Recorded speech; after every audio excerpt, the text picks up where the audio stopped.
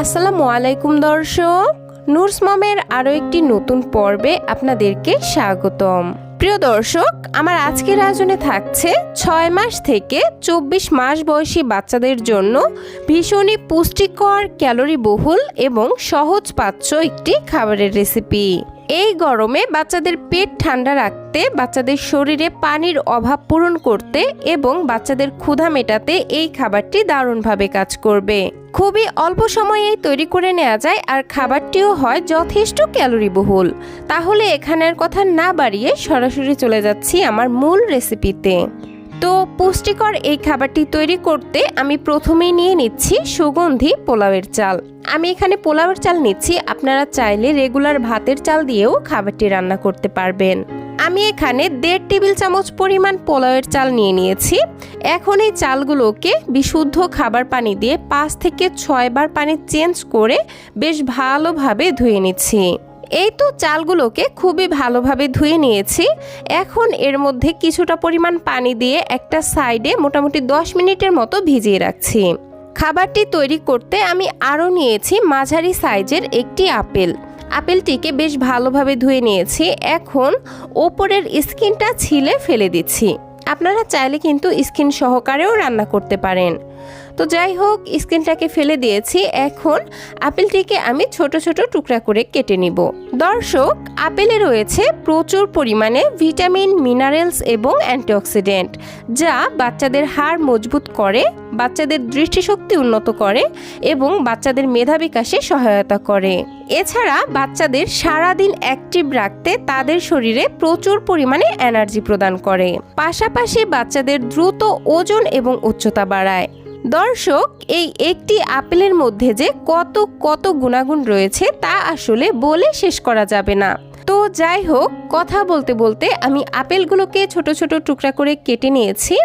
এখন আমি এগুলোকে নিয়ে সরাসরি চলে যাচ্ছি চুলায়।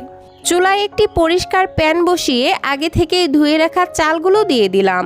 চালগুলো ভিজিয়ে রাখার ফলে কিন্তু অনেকটা নরম হয়ে এসেছে, আর এ কারণে এখন রান্না হতেও সময়টা অনেক কম লাগবে।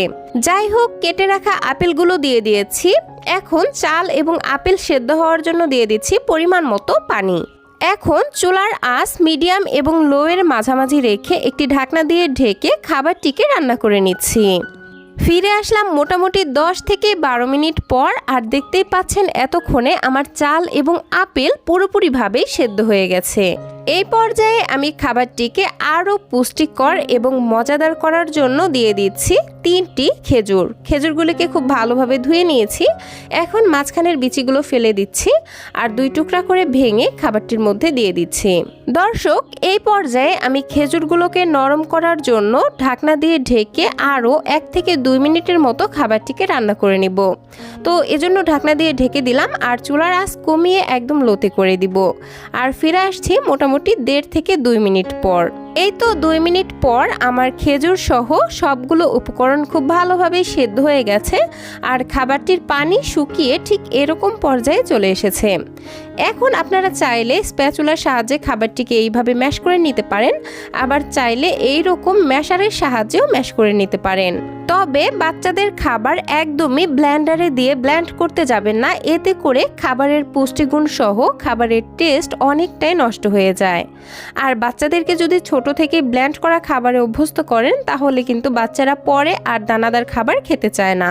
এছাড়া এভাবে ম্যাশ করার ফলে কিন্তু খাবারটি খুব সুন্দরভাবে মিহি হয়ে যায়, যে কারণে 6 মাসের বাচ্চারাও এই খাবারটি খুবই সুন্দরভাবে খেতে পারবে।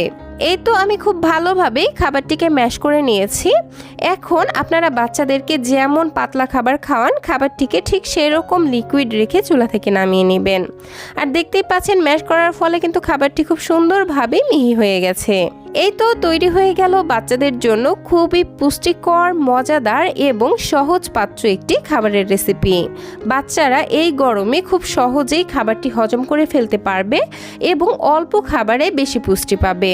দর্শক, বাচ্চার 1 বছর বয়সের আগে তাদের খাবারে কোনো প্রকার চিনি এবং লবণ দেওয়া যায় না, কিন্তু এই খাবারটিতে আমরা আপেল এবং খেজুর ব্যবহার করেছি, যে কারণে খাবারটি ন্যাচারালি মিষ্টি হয়ে গেছে। এ কারণে বাচ্চারা খেতে কিন্তু খুবই পছন্দ করবে। তো দর্শক, এই ছিল আমার আজকের আয়োজন।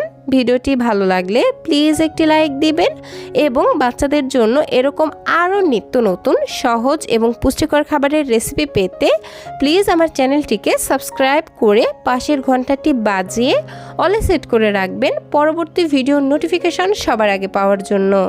আজকের মতো বিদায় নিচ্ছি। আল্লাহ হাফেজ। আসসালামু আলাইকুম।